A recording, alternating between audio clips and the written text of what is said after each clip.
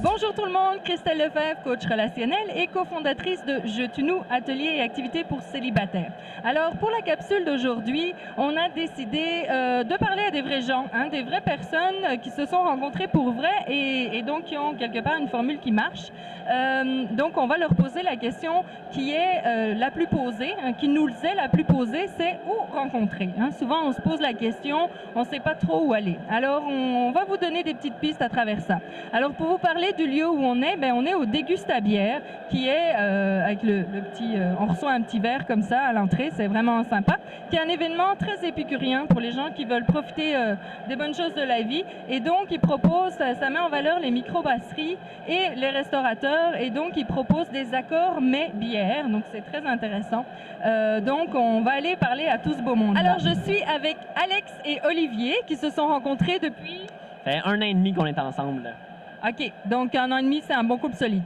Donc, Alex, peux-tu nous dire où vous êtes rencontrés? Ben oui, on s'est rencontrés à l'association étudiante à l'Université de Sherbrooke en sciences, puis on organisait plein d'activités pour les étudiants. C'est là qu'on s'est connus. Donc, des étudiants engagés, ça favorise la rencontre. Je suis avec Catherine qui travaille au Ciboire. Le Ciboire, c'est un microbrasseur à Sherbrooke, donc à l'ancienne gare, qui est vraiment une gare très restaurée, qui est vraiment très belle, qui vaut le détour. Donc, on vous invite à venir visiter le Ciboire. Catherine, dis-nous, où as-tu rencontré ton conjoint? Mon conjoint actuel, avec qui je suis depuis maintenant 3 ans, je l'ai rencontré dans un petit bar tapas sur la rue King à Sherbrooke. Qui vaut aussi le détour. Qui vaut très le détour. C'est le bar Tapageur. Très bel endroit pour rencontrer des personnes, même si c'est inattendu. Parfait, merci beaucoup. Alors, je suis avec Diane, qui est la propriétaire du spa Alguasulis et du bistrot de la Cité, qui se trouve sur la rue King et qui vaut encore une fois le détour à Sherbrooke. Quand vous venez visiter Sherbrooke, allez à cet endroit-là. Alors, Diane, dis-nous, où as-tu rencontré ton conjoint? Je l'ai rencontré dans mon propre commerce. Moi, je suis coiffeuse et grâce à des clientes qui me l'ont présenté. OK, donc il y a eu des intermédiaires. Puis à ce que je sais, il y a eu même 3 intermédiaires qui t'ont orienté vers la même personne. Oui, 3 femmes qui voulaient me présenter cette personne-là et les 3, ça n'en était pas parlé. Donc, c'était plus un addon. Donc, on écoute ça. Quand les amis nous disent d'aller rencontrer cette personne parce qu'elle est faite pour nous, on écoute. Définitivement, et j'ai bien fait. Merci beaucoup, Diane. Alors, je suis avec Nicolas, qui est le propriétaire du Vent du Nord, qui est un bière dépôt. Donc, vous allez trouver toutes les bières possibles et imaginables des microbrasseries québécoises. C'est un connaisseur, il va vous donner plein de conseils. Allez le dimanche après-midi pour les dégustations. Venez découvrir cet endroit-là. C'est Nicolas qui est à l'initiative justement de cet événement, le Dégustabière. Alors, Nicolas est en couple. Et donc, la question qu'on se pose aujourd'hui, c'est, Nicolas, comment as-tu rencontré ta conjointe? Ça a été... je l'ai rencontré au commerce. Par hasard, dans le fond, il y a une fille qui venait de temps en temps, puis, il y avait un petit quelque chose, mais un petit quelque chose que je ne savais pas vraiment le petit quelque chose, mais il y avait un petit quelque chose. Donc, au fur et à mesure, jour après jour, semaine après semaine, à un moment donné, j'ai dit « Hey, comment ça va? Comment tu t'appelles? Il a pu prendre une bière? Ben, pas tout de suite de même. J'étais quand même... je vois beaucoup de monde, puis je veux pas... C'est pas vrai que quand on travaille dans une entreprise, on peut rencontrer les filles qu'on veut, parce que ça reste que c'est professionnel. Puis c'est un peu délicat, puis on n'a pas le temps de penser à ça. On travaille, puis on rencontre plein de gens, mais ça a été un petit regard, une approche. Est-ce que ce serait intéressant de prendre une petite bière éventuellement à un endroit sympathique ou une activité... autre que la bière aussi, c'est sûr que c'est mon domaine d'affaires, donc et oui, elle a accepté, mais ça s'est fait quelques semaines après, notre horaire n'était pas évident, puis c'est ça, puis ça n'a pas été super facile, mais ça a pris du temps que la relation se construise, puis... Donc ça n'a pas été un coup de foudre nécessairement, ça s'est construit au fil du temps. Puis comme tu l'as dit, puis ce qu'on dit souvent aussi, c'est les petits regards, les petits signes. Souvent, on a dit, c'est la femme qui donne le premier signe, souvent. Ben, je te remercie beaucoup, Nicolas. Alors, je suis avec Claudie, qui est copropriétaire du bistrot Capzac, qui a ouvert il y a 2 ans à Sherbrooke. Et en fait, Claudie a ouvert le restaurant avec son conjoint, avec qui elle est depuis 5 ans. Alors, Claudie, dis-nous, comment as-tu rencontré ton conjoint?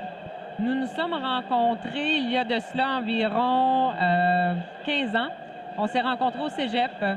On s'est connus là-bas. On s'est perdu de vue. Et puis, il y a 5 ans, on s'est rencontrés. C'était le coup de foudre. Alors, depuis ce temps-là, on est ensemble. OK. Donc, vous connaissiez, mais c'est plus tard que le coup de foudre est arrivé. Ah, intéressant. Donc, c'est pas juste les nouvelles personnes qu'il faut regarder, là. Ah, merci beaucoup, Claudie. Alors, je suis avec Gavin, qui est directeur à la nouvelle auberge de jeunesse de Sherbrooke. Donc, pour nos visiteurs extérieurs, il y a une belle auberge de jeunesse à Sherbrooke qui s'appelle EcoBeat. Donc, ça dit un petit peu tout de suite les valeurs. Alors, Gavin, dis-nous, comment as-tu rencontré ta conjointe? À vrai dire, c'est des amis communs qui nous ont présentés. Ça fait 2 années de suite. Eux font toujours des rencontres à chaque année à la période de Noël et à la période de la Saint-Jean. Et là, on s'est rencontrés une première année. Ça avait cliqué, mais elle habitait à Ottawa, moi j'habitais à Sherbrooke, donc on n'a pas poursuivi la chose.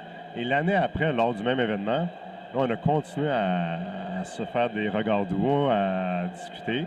Et là, ce qui est très intéressant de cette situation-là, c'est qu'à la 2e fois où on s'est rencontrés, on ne savait pas, mais nos amis avaient demandé à des gens de venir pour faire un peu comme des soirées rencontres. On n'était pas au courant. Et Jouer les entremetteurs. Ils ont joué les entremetteurs et la personne qui devait se présenter pour ma copine ne s'est pas présentée. Et la même chose s'est produite avec la dame qui devait se présenter à ma rencontre. Il n'y a pas de hasard dans la vie. Il n'y a pas de hasard dans la vie, donc on croit à ça. C'est ça. C'est comme ça qu'on s'est rencontrés. Donc, en fait, la leçon de ça, c'est quelque part, peut-être ça ne marchera pas tout de suite, mais lâchez pas le morceau trop vite, finalement. Hein? On ne sait pas ce qui peut arriver. Hein? Quand il y a un petit clic, là, il faut garder ça en tête. Et ça m'est arrivé plusieurs fois dans la vie, donc oui. Un récidiviste. Merci beaucoup.